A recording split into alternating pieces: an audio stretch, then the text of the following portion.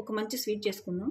ఇది బాదం పప్పు, బెల్లం హాఫ్ కప్పు, ఎండు కొబ్బరి హాఫ్ కప్పు, 2 స్పూన్స్ అవిసె గింజలు అంటారు వీటిని, ఫ్లాక్ సీడ్స్.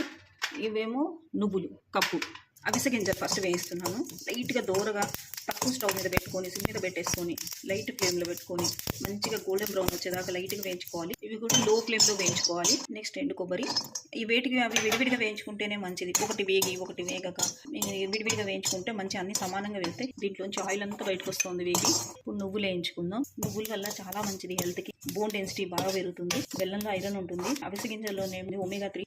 స్టవ్ ఆఫ్ చేసుకోవడం. ఇవన్నీ చక్కగా వేగినాయి. కొంచెం వేడిగా ఉన్నాయి. ఇవి చల్లారబెట్టుకోవాలి. చల్లారబెట్టుకొని మిక్సీలో వేసుకోవాలి. మిక్సీ పట్టాను మొత్తం. లడ్డు చుట్టుకుందాం. కొంచెం కోర్సుగా పట్టుకోవాలి మిక్సీ. లడ్డు తయారైపోయింది. 18 వచ్చినాయి. ఇవి చిన్న చిన్నగా కడితేను, ఎందుకంటే పెద్ద పెద్ద గడితే కొంతమందికి ఇష్టం ఉండదు, సగం తినేసి వదిలేస్తూ ఉంటారు. ఇలా చేసుకొని తినండి. చాలా టేస్టీగా హెల్తీగా ఉంటుంది. షేర్ చేయండి, సబ్స్క్రైబ్ చేయండి. Thank you very much.